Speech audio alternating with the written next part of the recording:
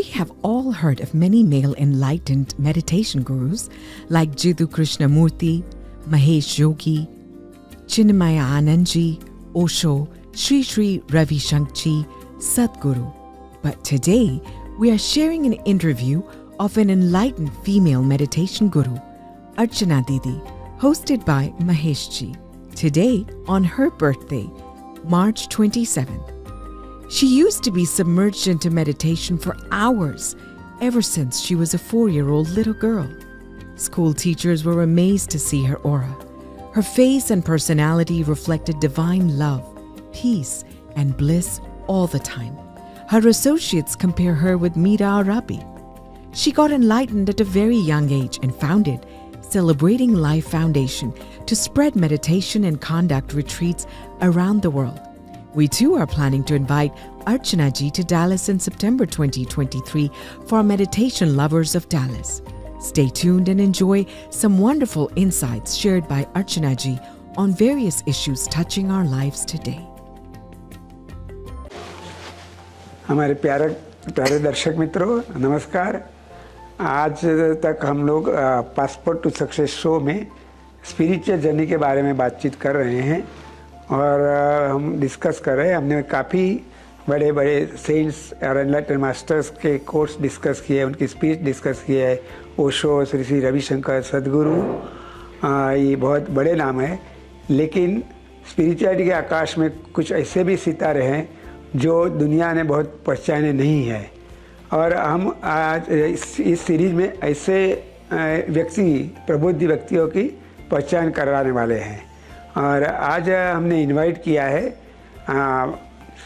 एक प्रबुद्ध चेतना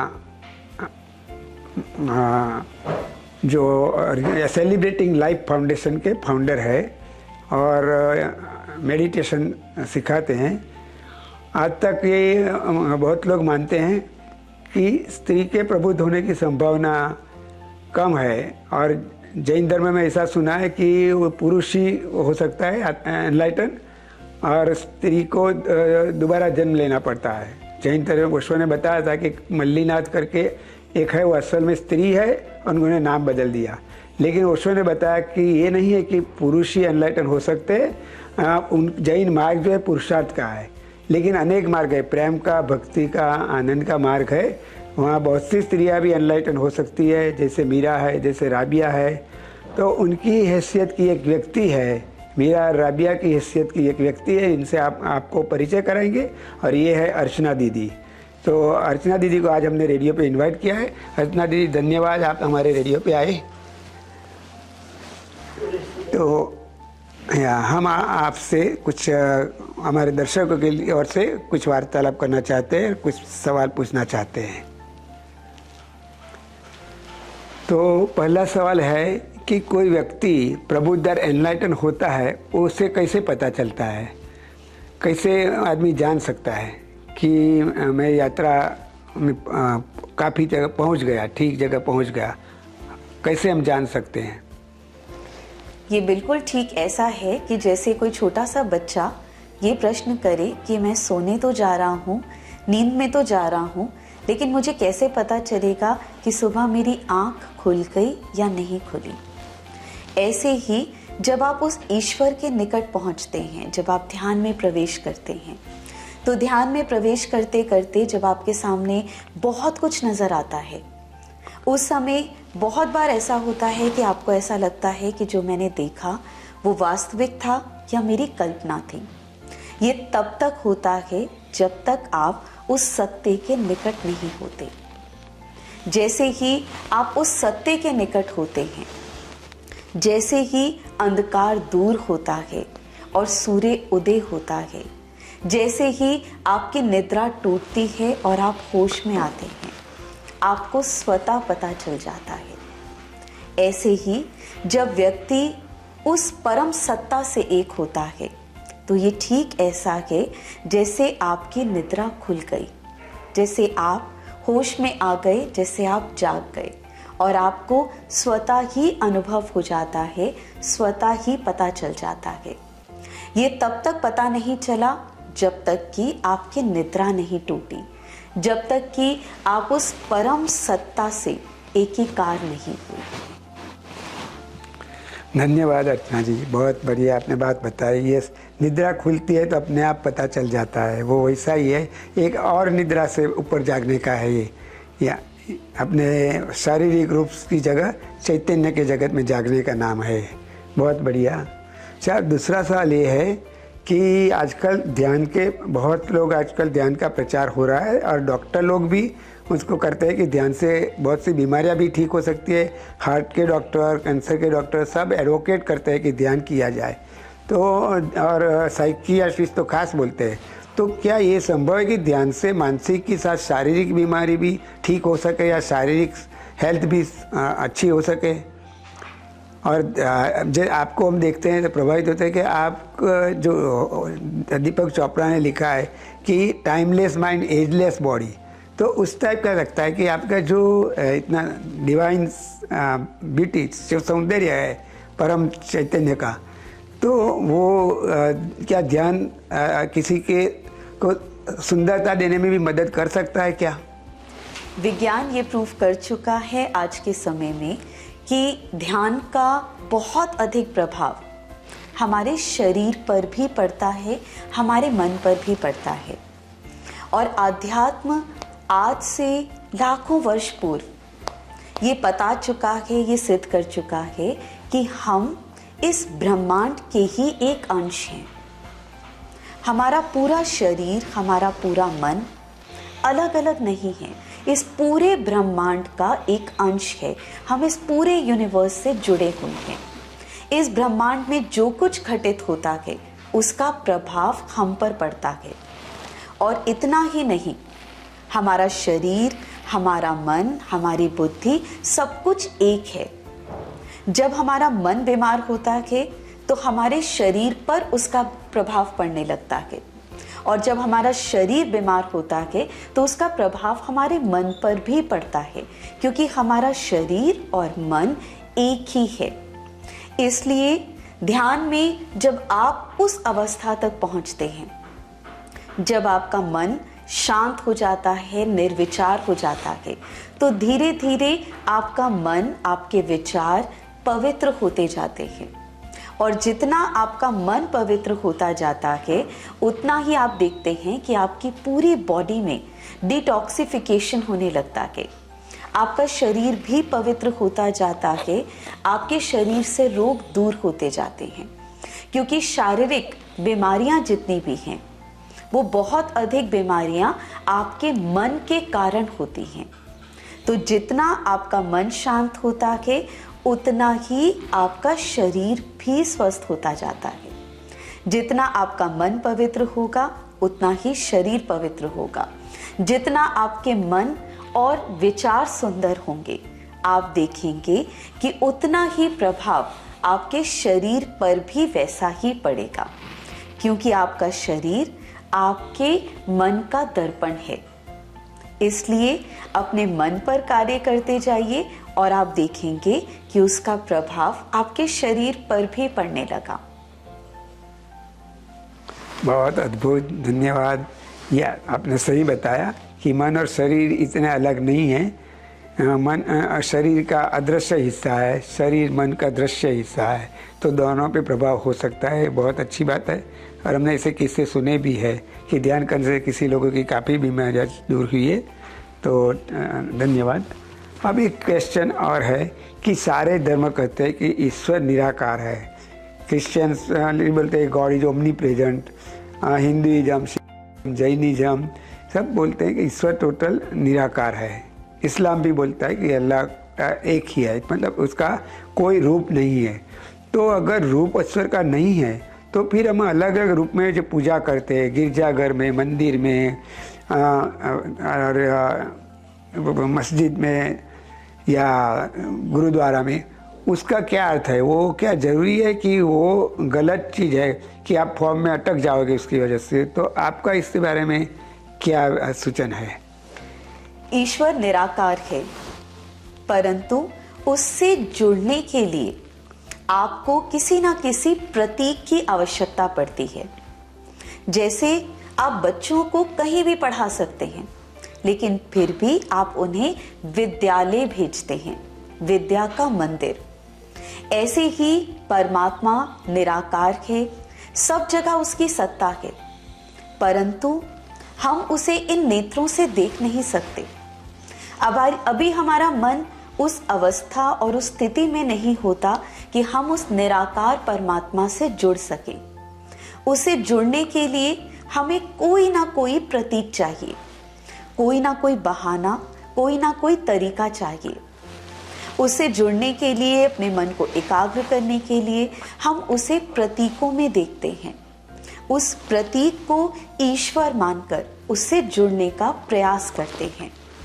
वो प्रतीक हमारे लिए एक मार्ग बनता है, वो साकार स्वरूप हमारे लिए एक मार्ग बनता है हमें निराकार तक लेकर जाने के लिए।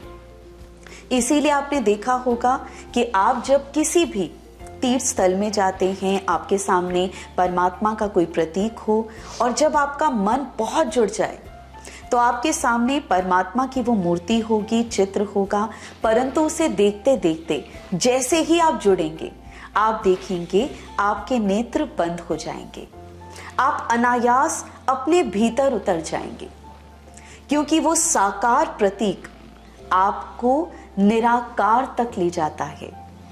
मेरा मानना है कि जो व्यक्ति साकार में उस निराकार के दर्शन नहीं कर सकता, घट घट में वास करने वाले उस परमात्मा का दर्शन हम साकार में क्यों नहीं कर सकते। परमात्मा निराकार है, परंतु उस तक पहुंचने के लिए हर एक विधि चाहिए।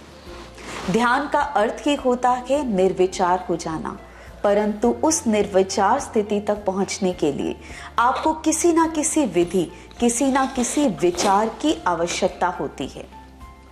ऐसे ही जो तीर्थ स्थल बनाए जाते हैं, मंदिर बनाए गए, गिरजाघर बनाए गए या कोई भी स्थान बनाए गए, वो स्थान इसीलिए बनाए जाते हैं ताकि संसार से हटकर हम उस स्थान पर परमात्मा से एक हो सकें, अपने भीतर उतर सकें। वो स्थान इसलिए नहीं बनाए गए कि हम साकार प्रतीकों से जुड़ें। वो स्थान इसलिए बनाए जाते हैं कि हम साकार से होते हुए उसके पीछे छिपी उस निराकार सत्ता से एक हो सके। इसलिए ये धार्मिक स्थलों का बहुत अधिक विशेष महत्व होता है आध्यात्म में। धन्यवाद रत्ना जी, आपने आकार की पूजा के रहस्य का बहुत अच्छी तरह से समाधान किया। अब एक सवाल है कि जिंदगी जो हमारी है वो सच में बहुत से संबंधों का नाम है। जब कुटुंब में होता है तो एक बाप को बेटे से संबंध बनाना है, पत्नी से बनाना है, माँ से संबंध बनाना है, फिर हम बाहर जाते हैं, जॉब करते हैं तो सहअध्यायी है, बॉस से संबंध बनाना है, बिजनेस करते हैं तो कस्टमर्स और सप्लायर से संबंध बनाना है, और ऐसे ही शादी होती है तो एक अनजान व्यक्ति से फिर हमें संबंध बनाना होता है। और शादी में तो अक्सर ये हमने देखा है आजकल कि बहुत से तलाक या ब्रेकअप वो सब बहुत कॉमन होते जा रहा है आज की दुनिया में। 7 फेरे के जो लेते हैं और 7 जन्म के जो वादे होते हैं कई दफ़ा 7 दिन में टूट जाते हैं। तो संबंध अच्छा बनाने के लिए ध्यान कैसे मदद कर सकता है, और मैरिज के बारे में भी आपका क्या सजेशन है कि मैरिज अच्छी चीज़ है? मैरिज भी आजकल कंट्रोवर्शियल होता जाता है, तो उसके बारे में कुछ बता सकेंगे? संबंध, हमारा संसार से संबंध क्यों टूटता जा रहा है, उसका कारण केवल इतना है कि हमारा स्वयं से संबंध टूट गया। जो स्वयं से नहीं जुड़ा वो संसार से कैसे जुड़ेगा। हम अपने आप से इतने दूर हैं, अपने आप से इतने दुखी हैं, अपने आप से इतने दूर हो चुके हैं कि हम उस प्रसन्नता को, उस खुशी को, उस प्रेम को संसार में ढूंढते हैं। संसार के हर संबंध में हम सुख की कामना करते हैं, हम प्रेम की कामना करते हैं। क्योंकि स्वयं से दूर हैं इसलिए उस संबंध को ढूंढते हैं संसार में। परंतु मुश्किल क्या है? मुश्किल ये है कि हम संसार में जिससे संबंध जोड़ते हैं वो भी स्वयं से दूर है और वो हमसे जुड़ता है, ये सोचकर कि हमसे उसे प्रेम मिलेगा, हमसे उसे सुख मिलेगा। हम भी उसे यही सोच के जुड़ते हैं कि वो हमें प्रेम देगा, सुख देगा। परंतु जब हमारे भीतर ही प्रेम नहीं, तो हम एक दूसरों को प्रेम नहीं दे पाते, सुख नहीं दे पाते। और यही कारण है कि संबंध टूट जाते हैं। ध्यान आपको संसार से संबंध जोड़ना नहीं सिखाता। ध्यान आपको सिखाता है कि स्वयं से कैसे जुड़ा जाता है। और जब आप स्वयं से जुड़ जाते हैं तो आप इस ब्रह्मांड के कण कण से जुड़ जाते हैं। आपके भीतर बहता प्रेम आपको इस संसार में सबसे जोड़ देता है। जब आपके भीतर वो प्रेम बहता है तो आपसे जुड़ा हुआ हर संबंध आपके साथ अटूट हो जाता है, क्योंकि प्रेममय हो जाता है। प्रेम जो आपके भीतर से बहता है, वो प्रेम आपको इस संसार से जोड़ देता है।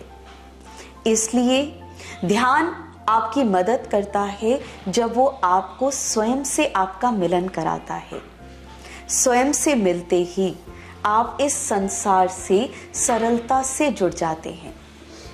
और जैसा कि प्रश्न किया मुझसे कि विवाह करनी चाहिए या नहीं, आध्यात्म के मार्ग में ऐसा नहीं है कि विवाह न करके आप ईश्वर से जुड़ जाएंगे, और ऐसा भी नहीं है कि विवाह करके जुड़ेंगे।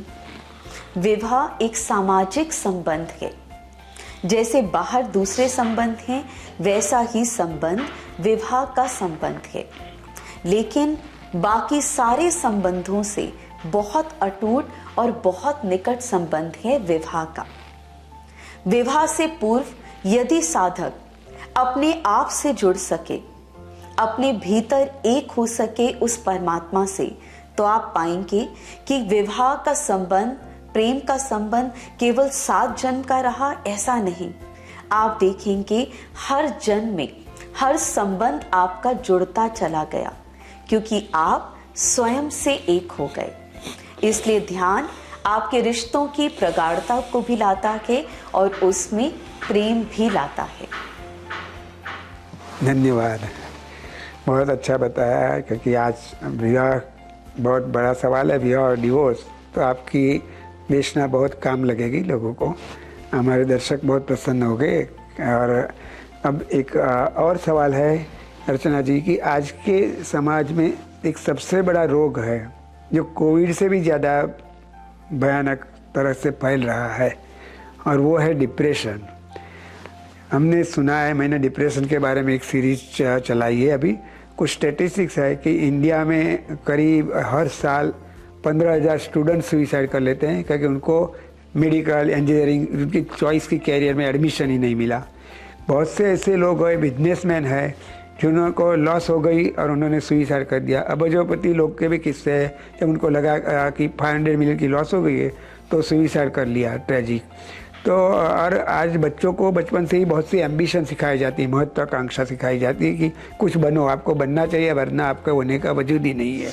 इसीलिए, और वो एम्बिशन इतनी प्रगाढ़ होती है तो फ्रस्ट्रेशन होता है। तो डिप्रेशन के लिए ध्यान किस तरह से मदद कर सकता है? एक्चुअली मेरे खुद की भी जीवन की कहानी है कि I suffer severe depression at age of 17, लेकिन मैं बच गया। उसी टाइम मुझे ओशो मिले, तो मैंने 4 अटेम्प्ट सुइसाइड के किए थे, इसके बीच में ओशो मिले। उसके बाद मेरी पूरी ज़िंदगी बदल गई और हर चीज़ पॉजिटिव होने लगी। मुझे लगा कि परमात्मा बिना अधिकार के मेरे पर बरस रहा है और हर चीज़ जो सोचता हूँ वो चीज़ हो जाती है। तो मुझे खुद लगा है कि ध्यान से हुआ, लेकिन वो ध्यान से हुआ कि ओशो की कृपा से हुआ। तो ये मुझे समझना कि ध्यान मदद कर सकता है क्या? किस्मत या ईश्वर की कृपा, पिछले दिनों के कर्म ही मदद करते हैं? ध्यान डिप्रेशन से बाहर निकाल सकता है आदमी को? ईश्वर की कृपा होती है, गुरु की कृपा होती है, तभी ध्यान घटित होता है। ध्यान यदि आपके भीतर घटित हुआ है तो इसका अर्थ है आपके कोई पुण्य कर्म आपके सामने आए हैं। ईश्वर की कृपा और सद्गुरु की कृपा आप पर बरसी है, तभी आप ध्यान से जुड़ पाए हैं। निराशा, डिप्रेशन आज के समय का बहुत बड़ा रोग है। और डिप्रेशन होता है, निराशा होती है जब आपका मन कमज़ोर होता है। जब मन बहुत कमज़ोर होता है तो वो छोटी छोटी बातों से हारने लगता है, निराश होने लगता है, और तब आप पाते हैं कि जैसे जीवन जीने का कोई अर्थ नहीं रहा। कारण, बहाना कोई भी बन सकता है। आपके लिए कोई फेलियर आपके लिए कोई कारण बन सकता है, लेकिन किंतु परंतु सत्य ये है कि डिप्रेशन केवल इसलिए होता है कि हमारा मन आज के समय में इतना कमज़ोर हो चुका है कि छोटी छोटी बातों का असर हम पर होने लगता है। ध्यान आपको ये बताता है कि इस संसार से पार भी बहुत कुछ है। ध्यान आपको ये बताता है कि जीवन की सार्थकता क्या है। ध्यान आपको ये सिखाता है कि हर एक फेलियर आपको कुछ सिखा सकता है, आप उससे कुछ सीख सकते हैं और उसको जीत भी सकते हैं। ध्यान आपको सिखाता है कि कैसे आप अपने मन के भीतर, अपने मन की भूमि पर युद्ध करते हैं और जीत भी सकते हैं। ध्यान आपके भीतर वो ताकत भरता है जिसके माध्यम से आपका मन निराशा से बाहर निकलकर ऊपर की ओर उठने का प्रयास करता है। इसलिए ध्यान बहुत महत्वपूर्ण है आपके मन के रोगों को दूर करने के लिए। इसलिए सभी साधकों को ध्यान से अवश्य जुड़ना चाहिए, और आप देखेंगे कि धीरे धीरे ध्यान करते करते आपके भीतर के मन के जितने रोग हैं धीरे धीरे वो दूर होते जाएंगे। आपका मन शक्तिशाली होता जाएगा और धीरे धीरे आप देखेंगे कि आप इस संसार से जीत पाए, अपने मन से जीत पाए और निराशा से बाहर आ पाए। थैंक यू अर्चना जी। अब एक सवाल ये है कि इंग्लिश में बहुत शब्द है, जैसे जॉय है, हैप्पीनेस है और ब्लिस शब्द भी यूज़ करते हैं, और आपका ओरिजिनल नाम भी सेलिब्रेटिंग लाइफ फाउंडेशन है, और आपके मैंने पढ़ा है कई दफ़ा कि यू आर स्प्रेडिंग ब्लिस। तो ये ब्लिस सामान्य जॉय से कैसे अलग है? जैसा हम आइसक्रीम खाते हैं, जॉय अनुभव करते हैं, कहीं सुंदर चित्र देखते हैं कुदरत का तो आनंद अनुभव करते हैं, तो ये सामान्य जॉय और आनंद में फ़र्क क्या है? हैप्पीनेस, जॉय, आनंद वो सब सेम चीज़ है? ब्लिस क्या चीज़ है स्पेशली? कैसे पता चले कि हमें ब्लिस अनुभव हुआ कि हैप्पीनेस अनुभव हुई? एक होता है जिसे कहते हैं सुख और दुख। ख कहते हैं इंद्रियों को और सु कहते हैं अच्छा। दु का अर्थ होता है जो अच्छा ना लगे। तो सुख अर्थात जो इंद्रियों को अच्छा लगे उसे कहा गया सुख। जैसे आपने कहा कि आइसक्रीम खाई तो हमें अच्छा लगा, वो अच्छा किसे लगा? वो आपकी जिह्वा को लगा, आपने उसका स्वाद लिया और आपको अच्छा लगा, उसे कहा गया सुख। आपने कोई बहुत सुंदर पिक्चर देखी, आपकी आंखों को, नेत्रों को सुख मिला क्योंकि उन्होंने कुछ बहुत अच्छा देख लिया, अब आप उसे कहते हैं सुख। ये सब होता है जो किसी कारण से होता है, जो आपकी इंद्रियों को अच्छा लगता है। किंतु ध्यान वो है जो इंद्रियों से परे है, वो अवस्था जब आप उस परम आत्मा से एक होते हैं और आप अकारण आनंदित हो जाते हैं। आनंद आपके भीतर बहता है और उसका कोई कारण नहीं होता। यदि कारण हो तो आज सुख है और कल दुख होगा। आपको आइसक्रीम खाने का मन था, आइसक्रीम मिल गई, आप सुखी हो गए, और आपको आइसक्रीम नहीं मिलेगी किसी कारण से तो आप दुखी हो जाएंगे।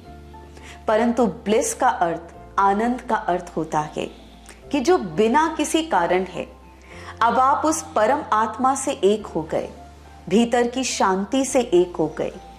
अब वो आपके भीतर उतरने लगा, आनंद बनकर, प्रसन्नता बनकर। अब कोई कारण नहीं कि वो कारण दूर हो जाए और आप दुखी हो जाएं, बस आप आनंदित हैं बिना किसी कारण के। आप किसी भी अवस्था में हैं, लेकिन आपके भीतर का वो आनंद, वो प्रसन्नता दूर नहीं होती। उसे कहते हैं ब्लिस, और वो अनुभव होता है ध्यान के द्वारा। अब ऐसा एक सिमिलर शब्द है जिसके बारे में बहुत से विवाद है, बहुत सी व्याख्याएं हैं, वो है प्रेम। तो लोग बोलते हैं कि आई लव माई कार और I love this movie, I love Delhi. तो लव इतना ऐसा लगता है कि चीप हो गया, लेकिन असली लव का मीनिंग क्या है, प्रेम असल में क्या है, और प्रेम के अगर अलग अलग प्रकार है तो क्या प्रकार है, कैसे प्रेम में आदमी ऊपर उठ सकता है। ध्यान के माध्यम से, मेडिटेशन के माध्यम से आप उस प्रेम को अनुभव कर पाते हैं जो वास्तविक प्रेम है। वो प्रेम जो आपके हृदय में जागृत होता है। जब वो प्रेम आपके हृदय से नीचे गिरता है, अलग अलग चक्रों में जाता है, तो आप उस प्रेम का सांसारिक वो रूप देखते हैं जिसे हम अच्छा प्रेम नहीं मानते, जिसे हम कहते हैं प्रेम में गिर जाना। आप जिसे प्रेम करते हैं, आप उसे कंट्रोल करना चाहते हैं, आप उसे जीतना चाहते हैं, बहुत सारी शर्तों के साथ प्रेम करते हैं, परंतु हृदय में जागृत उस प्रेम को जब आप ऊपर की ओर उठाते हैं, तब वो भक्ति बनता है, तब वो समर्पण बनता है, तब वो अनकंडीशनल लव बनता है। इसीलिए हमारे ग्रंथों में कहा गया कि प्रेम उतरता है, प्रेम घटित होता है। प्रेम आकाश से उतरने वाली एक घटना है जो आपके भीतर घटित होती है और आपके जीवन को रूपांतरित कर देती है। आपके भीतर भक्ति जागृत होती है, आपके भीतर समर्पण जागृत होता है। एक ऐसा प्रेम जिसमें कोई शर्त नहीं होती, जिसमें कोई एक्सपेक्टेशंस नहीं होती। आप कुछ चाहते नहीं, बस करना चाहते हैं, बस देना चाहते हैं। प्रेम के इसी स्वरूप को जागृत करने के लिए हमारे यहाँ पर आध्यात्म में गुरु शिष्य की परंपरा को प्रारंभ किया गया। जब एक शिष्य अपने गुरु के प्रति समर्पित होता है, उस प्रेम का अनुभव करता है, तो वो अनुभव करता है एक गहन समर्पण का, बिना किसी शर्त के बस वो स्वयं को समर्पित करना सीखता है। और यही प्रेम ऊपर उठते उठते उसे ईश्वर से एक करने लगता है। इसलिए यदि प्रेम के सही स्वरूप का अनुभव करना हो तो ध्यान में प्रवेश कीजिए और ध्यान के द्वारा आकाश से, व्योम से, शून्य से बरसते हुए और उतरते हुए उस प्रेम का अनुभव अपने हृदय में कीजिए। बहुत सुंदर बताया प्रेम के बारे में। एक्चुअली मैं तो ये कहता हूँ कि अगर आपको प्रेम जानना है तो जो ऐसा अर्चना जी के बताया, आप सदगुरु के समीप जाए, उनकी आंखों में देखिए, अर्चना जी की आंखों में देखिए, आप पाओगे कि प्रेम बरस रहा है और वो दिव्य प्रेम है। जब व्यक्ति अपने आप से परिचित होता है, ईश्वर के निकट जाता है, तो वो खुद प्रेम की मूर्ति बन जाता है। वो हम आप देख भी रहे। और दर्शकों, आपको भी अगर जानना है तो आप अर्चना जी की तस्वीर देखिए, अर्चना जी की बात सुनिए, एंड यू विल सी कि कितना प्रेम उनके चारों ओर से बरस रहा है।